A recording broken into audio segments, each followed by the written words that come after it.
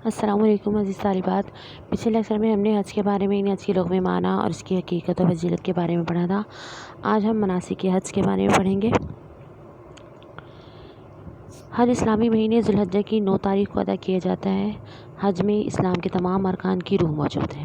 نماز کی طرح اللہ کا ذکر، زکوٰۃ کی طرح اللہ تعالیٰ کی راہ میں مال خرچ کرنا اور روزے کی طرح نفس پر قابو پانے کی تربیت موجود ہے۔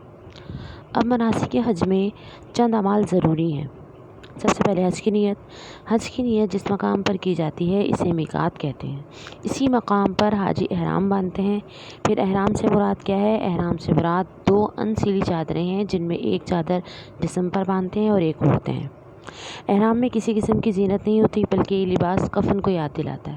احرام باندھنے کے بعد اللہ تعالیٰ کی طرف دھیان رکھتے ہوئے تلبیہ پڑھتے ہیں اور مکہ کی طرف روانہ ہوتے ہیں۔ اب تلبیہ کیا ہے؟ لبیک اللہم لبیک لبیک لا شریک لک لبیک ان الحمد والنعمت لک والملک لا شریک لک۔ اس کے بعد خانہ کعبہ کا طواف یعنی 7 چکر لگانا ضروری ہے۔ اس کے بعد حجر اسود کو بوسہ دیا جاتا ہے۔ حاجی گناہوں سے بچنے اور نیکیوں کے کرنے کے عہد کے ساتھ حجر اسود کو چومتا ہے تاکہ اسے یہ ہمیشہ یاد رہے کہ میں اللہ کے ہاتھ پر عہد کر رہا ہوں۔ اس کے بعد حاجی صفا اور مروہ کے درمیان 7 چکر لگاتے ہیں۔ یہ چکر تیز وہ چل کر لگائے جاتے ہیں اور انہیں سعی کہا جاتا ہے۔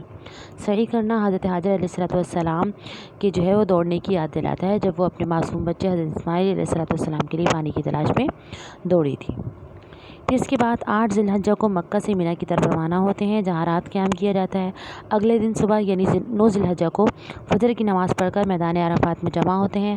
عرفات میں مسجد نمرہ کے امام کا خطبہ سنتے ہیں اور پھر ظہر اور عصر کی نمازیں امام کے ساتھ اکٹھی پڑھ جاتی ہیں۔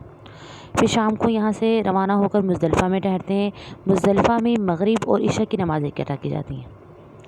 مزدلفہ میں رات گزارنے کے بعد 10 ذی الحجہ کو مینا کی طرف روانگی ہوتی ہے جہاں رمی کی جاتی ہے۔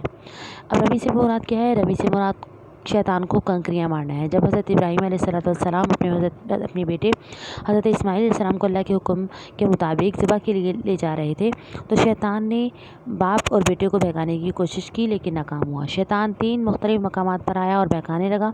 اب ان مقامات پر وہ دیوار تعمیر کر دی گئی ہے جس پر حاجی کنکریاں مارتے ہیں اور حضرت ابراہیم علیہ السلام کے طریقے کی پیروی کرتے ہیں۔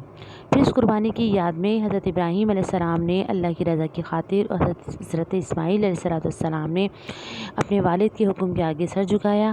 حاجی بھی اسی طرح بکرے، گائے یا اونٹ وغیرہ کی قربانی کرتے ہیں اور پھر مرد اپنے سر کے بال کو ترواتے ہیں۔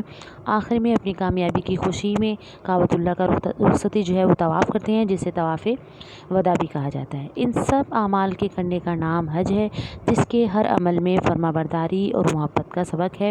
پیغمبروں کی یادگاریں دیکھ کر اچھے اخلاق پیدا ہوتے ہیں، اللہ کے نام پر قربان ہونے کا جذبہ پروان چڑھتا ہے اور نفس میں کیا ہو جاتی ہے؟ عاجزی پیدا ہو جاتی ہے۔ پھر اس کے بعد ہے حج کی عالمگیریت۔ حج ایک ایسی عبادت ہے جس سے وہ تمام عالم یعنی تمام دنیا کے لوگ ایک جگہ اکٹھے ہو کر ادا کرتے ہیں۔ اس کی وجہ سے انسانوں کے آپس میں اتحاد و اتفاق پیدا ہوتا ہے۔ اتحاد و اتفاق کس طرح کی؟ دنیا کے تمام اسلامی ممالک سے آئے ہوئے مسلمان مختلف نسلوں اور خاندانوں سے تعلق رکھتے ہیں۔ حج کے موقع پر ایک ہی طرح کے لباس میں ایک ہی طریقے کے مطابق اللہ کی بندگی کرتے نظر آتے ہیں۔ سب کی زبانوں پر ایک ہی نعرہ لبیک اللہم لبیک بلند ہوتا ہے جو ان کے اتحاد و اتفاق کو ظاہر کرتا ہے اور ایسا بے مثال نظارہ دشمنوں کے دلوں میں رعب اور دبدبہ طاری کر دیتا ہے۔ یوں زبانوں، نسلوں اور وطنوں کا اختلاف مٹ جاتا ہے اور ایک اللہ کے ماننے والوں کی عالمگیر جماعت وجود میں آتی ہے۔ پھر اس کے بعد اجتماعی مسائل سے آگاہی ہوتی ہے۔ تمام قوموں کے لوگوں کا قلبی اور روحانی اتحاد کے ساتھ ہر سال ملنا ایک دوسرے کے ساتھ دوستی، محبت اور ہمدردی کے جذبات کو فروغ دیتا ہے۔ اس طرح ایک دوسرے کے حالات اور مسائل سے آگاہی ہوتی ہے۔ حج ایک ایسی نعمت ہے جو مسلمانوں کو جسد واحد یعنی ایک جسم کی طرح کر دیتی ہے اور انفرادیت سے نکال کر اجتماعیت پر لے آتی ہے۔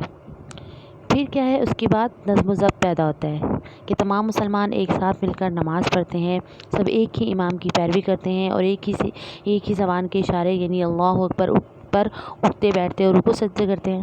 تو اسی طرح ان کا مل جل کر طواف کرنا، مینا میں کیمپ لگانا، عرفات کی طرف کوچ کرنا اور ایک امام سے خطبہ سننا نظم و ضبط کی عملی تصویر پیش کرتا ہے۔ امید کرتی ہوں کہ آپ کو یہ لیسن بہت اچھے طریقے سے سمجھ آ چکا ہوگا۔ اللہ تعالیٰ مجھے اور آپ کو اپنی گھر کی زیارت نصیب فرمائے، حج کرنا اور عمرہ کرنا نصیب فرمائے۔ اللہ حافظ۔